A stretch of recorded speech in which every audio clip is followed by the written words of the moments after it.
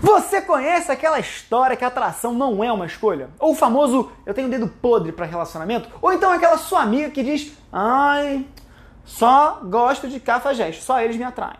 Sabe? Bom, apesar de, especialmente sobre atração, ser uma escolha, e de repente aí sim isso tudo procede, tem uma saída para isso. A atração, ela apesar de não ser uma escolha, ela pode ter vários níveis e pode sim crescer com o tempo. E aí assim, você acaba tendo algum grau de, adivinha?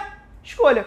O que significa, Davi? É o seguinte, que essa história de que você só sente atração por tipos que não prestam, pode ter uma solução. E aí nesse vídeo aqui você vai entender tudo, absolutamente tudo sobre isso e o que você pode fazer. Gostou da ideia? Então já deixa sua curtida, compartilha o vídeo com aquela sua amiga que tem o dedinho podre ou aquela outra que sua namora atrás e se inscreve no canal, beleza? Bora ajudar o Davizinho aqui a chegar nos 300 mil inscritos, beleza? Porque tá pertinho, mais um pouquinho a gente chega. Vamos lá, a gente não pode forçar nossas atrações sexuais, aqueles desejos, sabe? Muitos de nós a gente aprende isso da maneira mais difícil. No entanto, tem algo profundo que a maioria de nós nunca aprendeu. Que embora as nossas atrações sexuais não possam ser controladas, elas podem sim ser educadas. Mentira! É sério! Aqui eu vou compartilhar algumas maneiras de cultivar a atração sexual e romântica por pessoas gentis, respeitosas e mesmo disponíveis. Mesmo se você for incansavelmente atraída por cafajestes, por trás do cachorro ou por pessoas indisponíveis, ainda pode desenvolver essa capacidade. E não são truques não, tá? Fica tranquila. Elas são habilidades de longo que a gente vai recebendo ao longo da nossa vida romântica e a intimidade, as mesmas habilidades que você vai usar para manter a paixão viva no seu próximo relacionamento sério. Então, esteja você namorando ou não, esse vídeo é para você. Toda vez que a gente entra numa sala cheia de pessoas, a gente faz escolhas com base nas nossas atrações.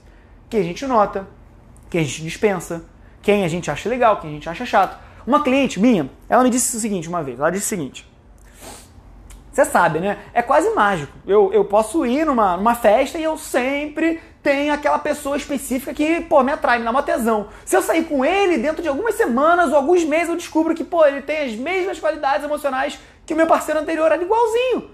Mas quando eu vi ele do outro lado da sala, eu não tinha ideia de que isso era verdade. Eu não tinha como. Vamos lá. Nossas atrações, elas são forjadas no espaço profundo do nosso ser, nascidas de inúmeras forças, muitas vezes que são desconhecidas para a maioria das pessoas. Quando a gente encontra alguém pela primeira vez, nossa psique e o coração, eles iniciam uma varredura complexa, captando os sinais óbvios, como o físico, como a estrutura facial, mas também a gente consegue observar sinais muito sutis, como a linguagem corporal, a expressão facial, o contorno dos lábios, as nuances da voz, os músculos ao redor dos olhos, que são esses daqui, sabe? A gente processa isso tudo quase que instantaneamente. E aí, a gente nem sabe, mas está processando essa informação e tudo que a gente sente no final é o desejo ou a falta do desejo. Tem vários cientistas que nos dizem que um bicho de seda pode cheirar o outro sexo oposto a quilômetros de distância. Você já imaginou isso? O nosso instinto de acasalamento pode não ser tão desenvolvido assim, sabe? Mas a natureza programou o nosso radar romântico com a sensibilidade de encontrar a pessoa certa para acionar qualquer circuito emocional em que a gente precisa trabalhar. Todos nós, sabe? A gente é atraído por um certo tipo que deixa a gente sem ação.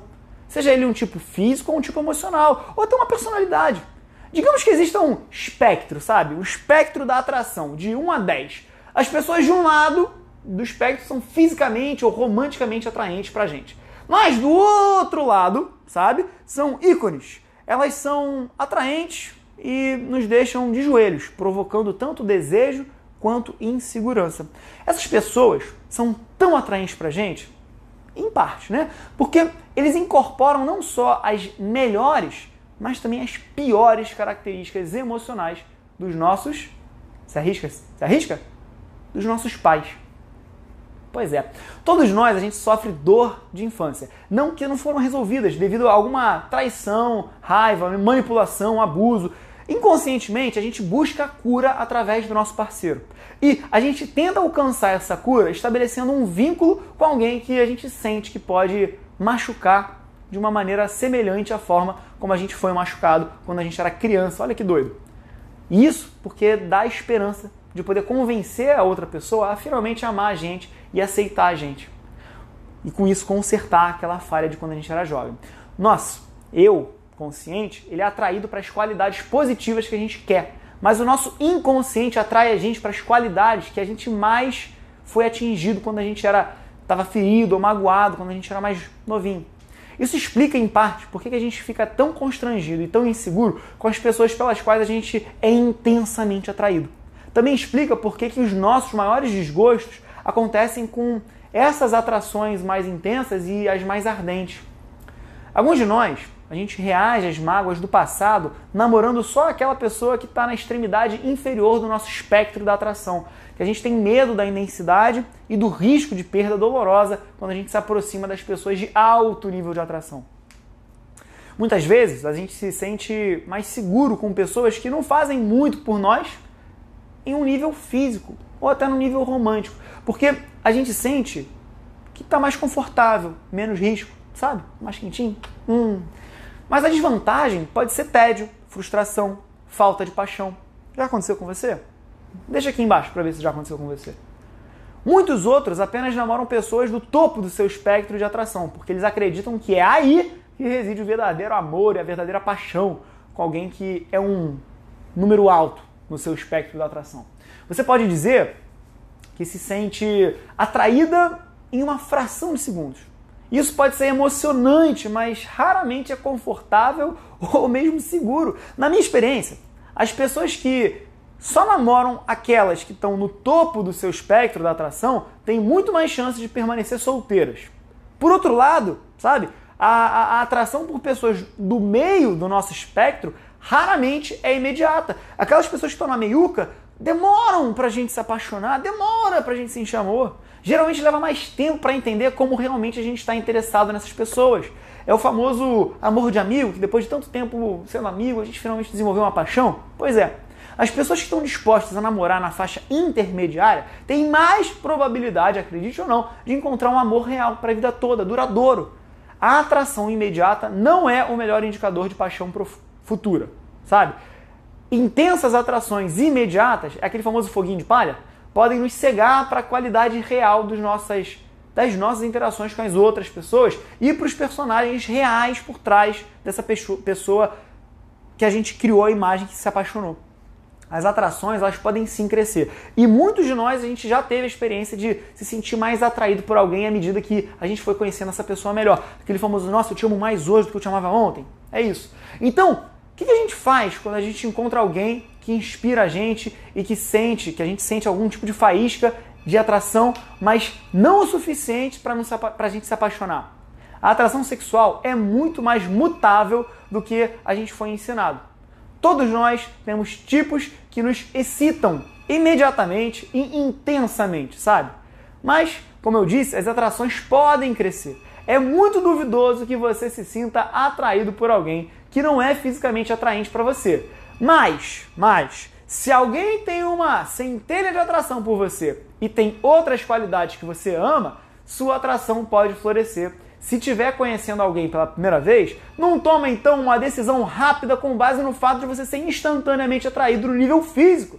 Se você não tiver certeza, sai com ele de novo. Com o tempo, alguma coisa adorável pode surgir, pode acontecer e você pode se surpreender. Ele ou ela pode realmente se tornar mais bonito para você com o tempo. E se você se você souber que tá na hora de parar, tudo bem, para. Mas de repente, você pode perceber que está na hora de namorar com ele. É tão fácil da gente se perder numa avaliação dura das imperfeições das pessoas, mas serve melhor pra gente assim, sabe? Serve melhor sentir o espírito delas. É isso que faz as atrações crescerem. Quando a gente começa a se importar mais profundamente com alguém, tentáculos invisíveis começam a crescer no nosso pensamento, nas nossas imaginações, nos anseios, sabe? No nosso crescente senso de dependência da outra pessoa, né? E aí a nossa psique, cara, telefone chato, nossa psique, a nossa sexualidade e os nossos corações começam a criar apego a essa pessoa, a tornar essa pessoa nossa, a deixar com que a gente se apaixone por ela. Quando a gente constrói um músculo através do exercício, a mesma coisa serve para o nosso coração, para a nossa cabeça. O nosso corpo vai criando novas capilaridades para alimentar isso. O músculo do amor vai ficando mais forte. E uma coisa muito semelhante acontece no caminho neural, caminho emocional. Novos rituais, memórias sensoriais e necessidades são criadas. Uma rede inteira de novas conexões é criada porque os nossos corações permitem que esse estranho antes se torne o nosso ente querido. A gente se especializa nessas pessoas e é por isso que os rompimentos podem doer com dor física real. Esses tentáculos amorosos que foram construídos, eles são arrancados da gente e isso gera muita angústia, gera dor. Pode levar tempo para a nossa atração crescer. E aí, nesses casos, pode ser difícil resistir à fuga em busca de alguma coisa mais clara. Como resultado, muitos relacionamentos potencialmente maravilhosos são cortados antes mesmo de ter uma chance. E a verdade é que a gente pode aprofundar nossas atrações saudáveis e intensificar a nossa paixão. Quanto mais a gente se concentra nas coisas que acionam o nosso desejo, mais nossa paixão... Gente, eu vou lá atender esse telefone. Mais a nossa paixão pode se desenvolver. Se houver uma centelha de atração por alguém e você quiser fazer a atração crescer, começa dando a si mesma espaço. Não importa o quão maravilhoso é a pessoa, você não é obrigado a se sentir mais atraído por ela do que você já é. Forçar os seus sentimentos apenas vai bloquear o fluxo natural da atração. E, em vez disso, você precisa permitir, refletir sobre o que está te atraindo para eles, sabe? Ai, maravilha, acabou. Para eles. O que vai excitar e que vai apreciar, sabe? O que você sente pela pessoa. Então pensa emocionalmente, mas pensa também fisicamente. Tira um tempo para deixar suas fantasias se desenrolarem. Você pode simplesmente querer dar as mãos no cinema, você pode querer beijar, você pode, de repente, só tocar a mão por um tempinho. Você pode imaginar sexo quente, rápido, longo, gostoso, molhado ou romântico. É assim que a gente pode cultivar a nossa paixão. Você quer um conselho? Vou te dar um último conselho antes da gente terminar o nosso vídeo. Quando a gente deseja alguém e depois a gente adia o sexo por pelo menos 5 ou 6 encontros, surgem novos caminhos surpreendentes de atração. Porque lembra daqueles tentáculos invisíveis no nosso coração? Eles são criados. É uma ótima maneira de cultivar a paixão. Mais importante, fazer sexo muito cedo pode dar abertura para qualquer medo de intimidade que a gente possa ter. Isso nos faz querer fugir. Então, vá devagar por fora, mas se permita, sabe, ter uma vida de fantasia e a viver essa fantasia. E se o seu desejo é mais sensual do que sexual, entenda a diferença, tudo bem também, não tem problema nenhum. Uma cliente minha conheceu um cara que vivia na Europa. Isso. Ela sabia que gostava dele, mas não estava atraída o suficiente para querer sexo com ele. Ela só queria abraçar. E aí ele começou a convidar ela para visitar. Mas, ele na Europa, né? Mas ela não tinha certeza se tinha que fazer a viagem. E aí ela falando com uma amiga, ela falou o seguinte: cara, eu não sei se eu tenho que ir até a Europa só para ficar de abraços com alguém. Tudo bem. Mas aí a amiga respondeu uma coisa super interessante. Ela respondeu o seguinte: sério? Eu não consigo pensar em um motivo melhor para ir para a Europa. Olha que legal. A minha cliente viajou e, com o tempo, se apaixonou profundamente. Ela era sábia o suficiente para levar todo o tempo que precisava. E ele foi sábio o suficiente para aceitar. Entendeu? Beleza?